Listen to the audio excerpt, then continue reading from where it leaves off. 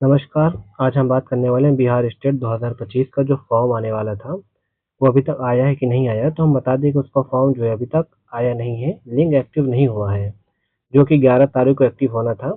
इसकी full detail video मैं बनाने वाला हूँ। आपको ये भी बताने वाले हैं कि इसको कैसे क्रैक करना है, क्योंकि ऑलरेडी मैं इसको क्रैक कर चुका हूँ। हालाँकि मुझे भी फॉर्म भरना है, मैंने पेपर 1 क्रैक किया हुआ है, लेकिन मुझे पेपर 2 का फॉर्म मुझे भी भरना है, मैं भी वेट कर रहा हूँ। चलिए चलते हैं, आपको बताते हैं क्या है स्कीम, कैसे कुछ होगा और आपको पेपर 1 एसएसटी सोशल साइंस कैसे आपको कवर करना है, कहाँ से पढ़ना है कम टाइम में।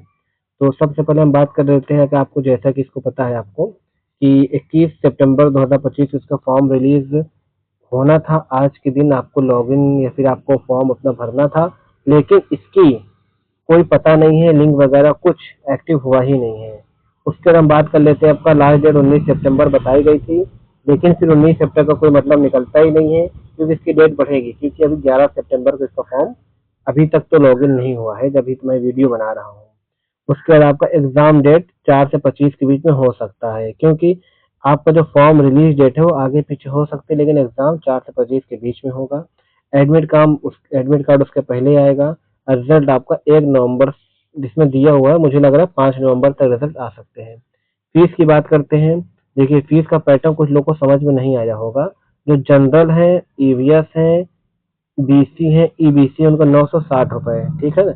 और अदर स्टेट भी जनरल में काउंट किए जाते हैं, तो उनका भी 960 रुपया लगेगा, ठीक है। अब SC ST 760 रुपए है। अब SC ST उन्हीं राज्य के होंगे जो बिहार के होंगे, उन्हीं का गिना जाएगा। अगर अदर स्टेट के OBC ST SC है, तो वो आपका जनरल में काउंट होंगे, ठीक है। अगर आप दोनों पेपर भरते हैं, मतलब आप 9-10 के लिए भी भरते हैं और 11-12 के लिए भी भरते हैं, तो 1440 रुपये लगेगा आपका। थोड़ा सा आपको इसमें डिस्काउंट मिल जाते हैं दोनों भरने पे, ठीक है। अदर स्टेट के लिए 1440 और SC ST के लिए आपको 1140। पेपर आपको ऑनलाइन होना है, ठीक है।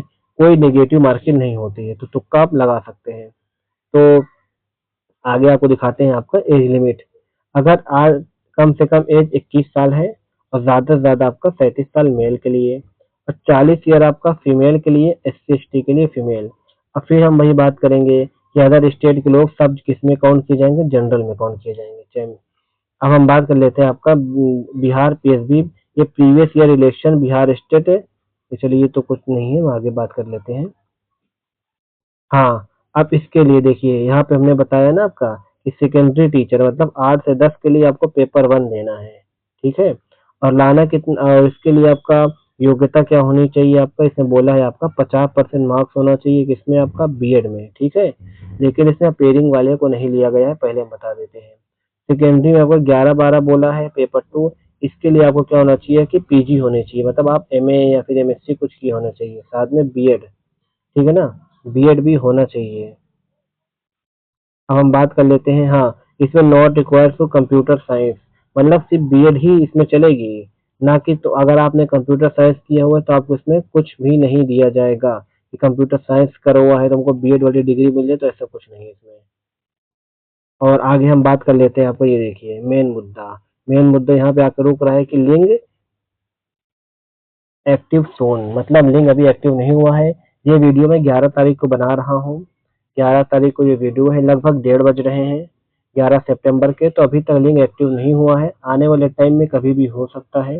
हालांकि कोई इसकी नोटिस भी ऑफिशियल जारी नहीं किया गया है कि कब तक डेट आ सकती है या कब तक इसको फॉर्म, क्या नाम है, लोग भरना स्टार्ट हो सकता है। तो हम बात कर लेते हैं कि हमने आपको अगर फर्स्ट फर्स्ट पेपर अगर आपको देना है, अगर आप फर्स्ट पेपर देना चाह रहे हैं, तो आपको पढ़ना कहाँ से है, तो चलिए आपको हम बता देते हैं कि किस तरीके से मैंने अपना स्टार्ट किया था। तो सबसे पहले आपको जो पढ़ना है, अगर आप SST से हैं, ठीक है। अगर आप SST से हैं, 100 नंबर का जो सब्जेक्ट आता है, तो सब्जेक्ट के बारे में बात कर लेते हैं, जो मेरा पर्सनल एक्सपीरियंस रहा है। मैं ज़्यादा पढ़ के नहीं गया था। आप 9 और 10 की NCERT उठाइए, प्योर NCERT, इसको अच्छे से पढ़ लीजिए। वो भी क्या, हिस्ट्री,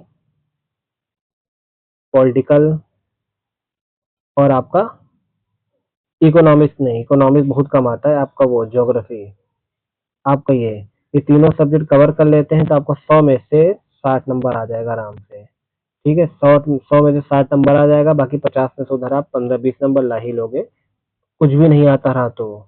अगर नॉर्मल जिस तरीके का पेपर आता है 50 में से 30 आराम से कर दोगे, कोई दिक्कत नहीं है। ये तो हो गया आपका 9-10 का। अगर 8 क्लास की आप मॉडल हिस्ट्री पढ़ लेते हो, क्लास 8 की हम बात करते हैं किसकी, मॉडल हिस्ट्री की। अब क्लास 8 की भी अगर आप मॉडल हिस्ट्री भी कवर कर लेते हो तो इसमें से कुछ चीज आपको देखने को मिल जाएगी, तो आपका लगभग लगभग तैयारी पूरी हो जाएगी। और मैं तो एडवाइस करूंगा क्लास 8 की आप हिस्ट्री के साथ साथ पॉलिटिकल भी पढ़ लीजिए, ठीक है। इतना चीज आपको पढ़ना है, क्लास 8 की हिस्ट्री पॉलिटिकल और 9-10 की आपकी हिस्ट्री पॉलिटिकल और आपका ज्योग्राफी। इतना चीज आप पढ़ लीजिए, आपका पहला पेपर इससे बाहर कहीं नहीं आने वाला।